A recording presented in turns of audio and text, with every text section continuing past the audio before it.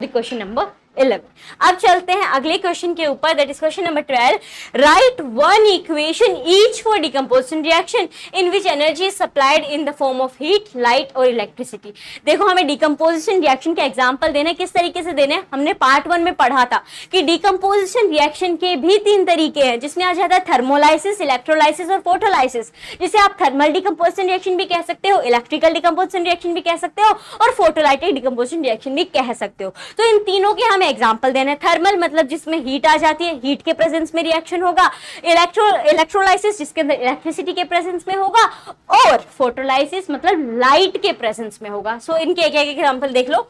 सबसे पहले आ जाता है thermal decomposition reaction, that is thermolysis. So decomposition of potassium chlorate when heated strongly, potassium chlorate decomposes into potassium chloride and oxygen. जब potassium chlorate को जब हम हीट करेंगे ना बहुत ज्यादा, तो 2 प्रोडक्ट हमारे पास आ जाते हैं, एक होता है पोटेशियम क्लोराइड और दूसरा आ जाता है ऑक्सीजन। ये क्यों किया जाता है, ये ऑक्सीजन को अलग करने के लिए किया जाता है, ठीक है। तो ये हो गया थर्मल डिकम्पोजिशन का एग्जांपल।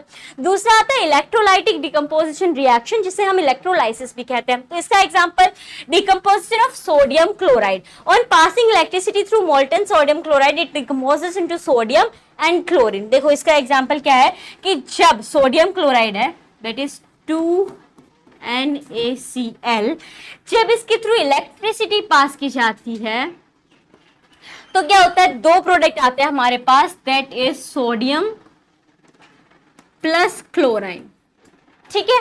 2 आ जाते हैं, that is sodium and chlorine. तो ये क्या हुआ, इलेक्ट्रिसिटी पास करने पे ऐसा हुआ। और you can also take H2O, जो कि हमने अभी थोड़ी देर पहले देखा भी था। वो पूछ रहा था ना कि 1.7 में जो एक्टिविटी दी गई है उसके अंदर ऐसा क्यों है कि हाइड्रोजन गैस ऑक्सीजन से ज्यादा। तो उसमें भी क्या हो रहा था, H2O पानी के थ्रू इलेक्ट्रिसिटी पास की जा रही थी, तो हाइड्रोजन अलग आ जाता था और ऑक्सीजन अलग आ जा रहा था। अगला देखिए photo decomposition reaction, that is photolysis. इसका एग्जांपल क्या हो जाएगा, decomposition of hydrogen peroxide in the presence of light, hydrogen peroxide decomposes into water and oxygen.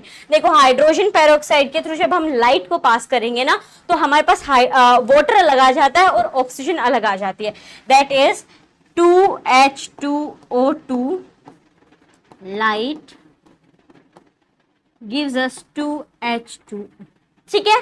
सो ये था क्वेश्चन नंबर 12 का आंसर, जिसमें हमने तीनों तरीके के डिकम्पोजिशन रिएक्शन के जो टाइप होते हैं उनके एग्जांपल्स दिए थे। नाउ जितने भी क्वेश्चंस थे इस चैप्टर के अंदर वो सब हमने कवर कर लिए हैं, एंड आई होप आपको इसमें कोई डाउट नहीं होगा। जितने भी क्वेश्चंस थे उन सब के आंसर्स आपने लिख लिए होंगे। मैंने जब ये चैप्टर पढ़ा था और ये चैप्टर के जो क्वेश्चन आंसर आए थे, तो मुझे समझने में बड़ी प्रॉब्लम हुई थी। तो समझ के मैंने सारे आंसर्स लिखे। फिर मैंने सोचा कि जब मैंने समझ लिया तो क्या नाम है, बाकी जो मेरे फ्रेंड्स हैं जो ऑलरेडी 10th में पढ़ रहे हैं मेरे साथ, तो उन्हें भी समझ में आ जाए। तो मैंने इसका वीडियो बना के आपके साथ जो थोड़ा बहुत मेरे दिमाग में गया था वो आपके साथ शेयर किया। अब आप इसे अपने दोस्तों के साथ शेयर करो, ताकि जो मेरी लर्निंग थी वो आपके काम आई और आपकी लर्निंग उनके काम आए। सो शेयर दिस वीडियो, और हेल्पफुल लगा तो लाइक भी कर दो, और आगे जितना मैं पढ़ती जाऊं उतना आपके साथ शेयर करती जाऊं और उसके बारे में आपको पता चलता रहे, तो सब्सक्राइब करके नोटिफिकेशन बेल पे भी जरूर क्लिक कर देना। मिलते हैं एक नए वीडियो के साथ, धन्यवाद।